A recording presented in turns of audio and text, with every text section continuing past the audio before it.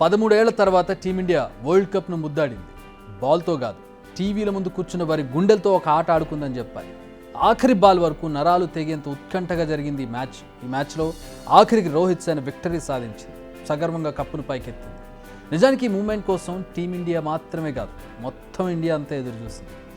ఈ ఉద్విగ్న క్షణాలను అలా గుండెలో నింపేసుకుని ఆనందించే లోపలే కొన్ని ప్రశ్నలు, మరికొన్ని వార్తలు ఆనంద బాష్పాలను కాస్త కన్నీరుగా మార్చేసే పరిస్థితి వచ్చింది. ఇంతకీ వెరీ సూన్ టీమిండియాలో జరిగే మార్పులేంటి? ఈ మార్పులు ఎలాంటి ఎఫెక్ట్ చూపించబోతున్నాయి? 2024 వరల్డ్ కప్ ఎన్నో హ్యాపీ మూమెంట్స్కు కేరా, ఒక టీమ్ స్పిరిట్కు బెస్ట్ ఎగ్జాంపుల్. వీరి వల్ల మాత్రమే వరల్డ్ కప్ గెలిచాం అని చెప్పుకునే పరిస్థితి లేదు.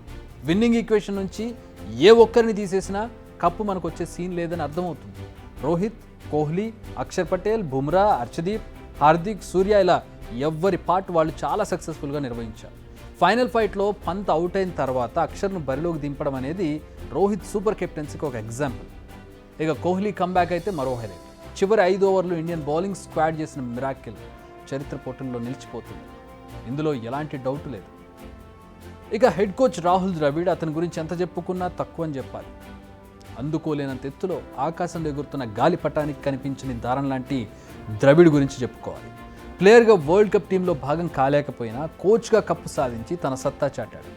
మిస్టర్ కూల్ అని పిలుచుకునే ద్రవిడ్ కూడా కప్పు గెలిచాక ఎంత ఎగ్జైట్ అయ్యాడో చూస్తే ఈ కప్పు గెలవడానికి అతను పడ్డ కష్టం ఏంటో మనకు అర్థమవుతుంది.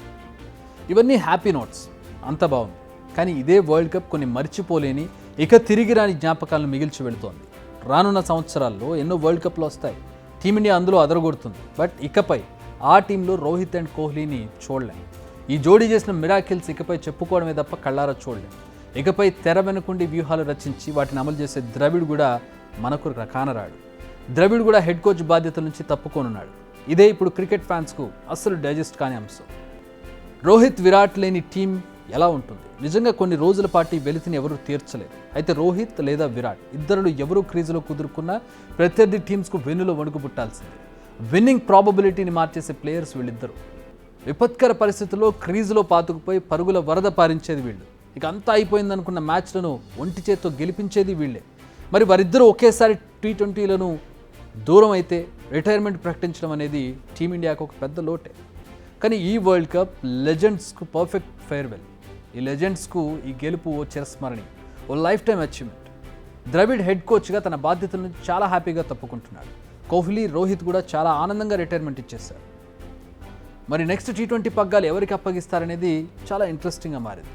ఈ కెప్టెన్సీ స్కిల్స్ ఉన్నవారు ప్రస్తుతం టీంలో ఎవరున్నారనే దానిపై ప్రస్తుతం BCCI ఫోకస్ చేసింది.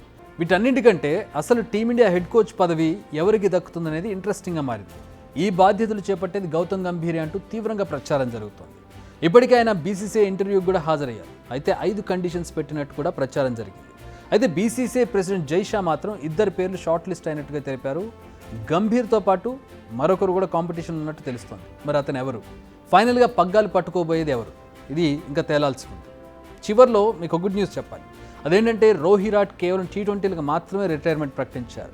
కానీ ఇక ముందు జరిగే champions trophy, world test championship ఫైనల్స్లో వారిద్దరూ ఆడతారని ఇప్పటికే జైషా హింట్ ఇచ్చేశారు.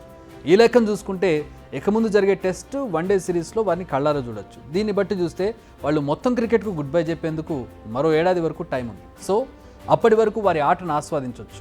ఇందులో ఎలాంటి డౌట్ లేదు. బిగ్ టీవీ అవుట్లుక్ కథనాలు నచ్చితే వెంటనే బిగ్ టీవీ ఛానల్ ను సబ్స్క్రైబ్ చేయండి.